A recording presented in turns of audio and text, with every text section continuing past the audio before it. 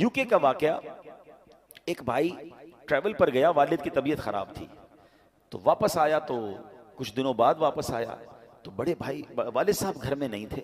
छोटा भाई था जो अपने गेम्स में और अपने मोबाइल में और कंप्यूटर में, जो आज का एक नौजवान का स्टाइल है कि लगा रहता था। तो कहा वालिद साहब कहाँ हैं? कहा वालिद साहब की तो डेथ हो गई थी। तो कहा मुझे इन्फॉर्म क्यों नहीं किया? कहा आप बिजनेस ट्रिप पे थे। मैंने कहा क्या जरूरत है डिस्टर्ब करने की, फ्यूनरल करना था, उनका आखिरी रसूमात अदा करनी थी, मैंने कर दी। तो कहा तुमने कैसे आखिरी रसूमात अदा की? जनाजा किधर हुआ? कौन से कब्रिस्तान में दफनाया? तो कहा जनाजा भी करना होता है। मैं तो गूगल पे गया, सर्च किया कि फ्यूनरल कैसे होता है, किसी का डेथ हो जाए तो how what we have to do. तो गूगल ने मुझे 4-5 ऑप्शन दिए, मैंने सबसे सस्ता वाला जो ऑप्शन था उन पर कॉल किया, वो आए और अब्बू को ले गए, बस फिनिश। तो उसने कहा ये तुमने क्या किया? आपको पता है क्या हुआ उस मुसलमान वालिद के साथ? जब सर्च किया कि किस फ्यूनरल वाले को दिया है, तो जो सबसे सस्ता ऑप्शन था कि वो मैयतों को आग लगाया करते थे। उसने ये नहीं, उसको ये पता भी नहीं था कि जनाजा कुछ होता है, उसको ये नहीं पता था गुस्ले मैयत होता है, उसको ये नहीं पता था कि जनाब कब्रिस्तान में दफन किया जाता है। मैं मुसलमान घराने की आपको वाकया सुना रहा हूं जो मैंने खुद जाकर सुना है।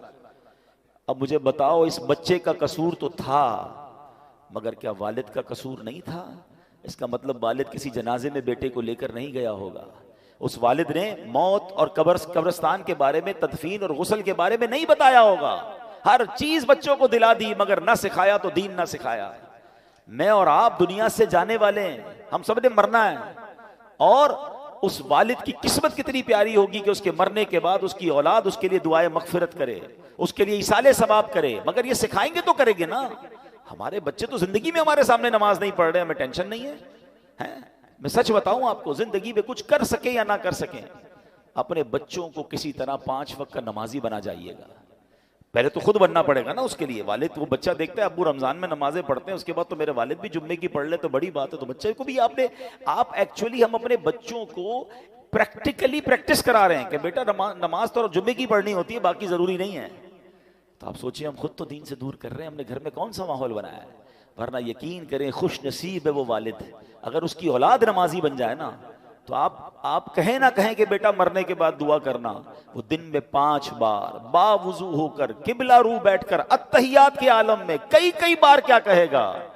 रब्बना ग़फ़िरली वली वालिदैया वलिल मुमिनीन यौम यक़ूमुल हिसाब।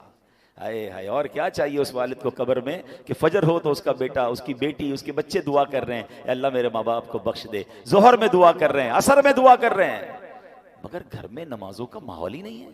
ईद की नमाज पढ़ ली तो पढ़ ली, अब तो जुम्मे की नमाज भी लोगों की सुना है कज़ा होने लग गई है। नोबडी हैव टेंशन, अपने लिए भी टेंशन नहीं है, बच्चों के लिए भी नहीं है। खुदारा अपने घर के माहौल पर तवज्जो दी।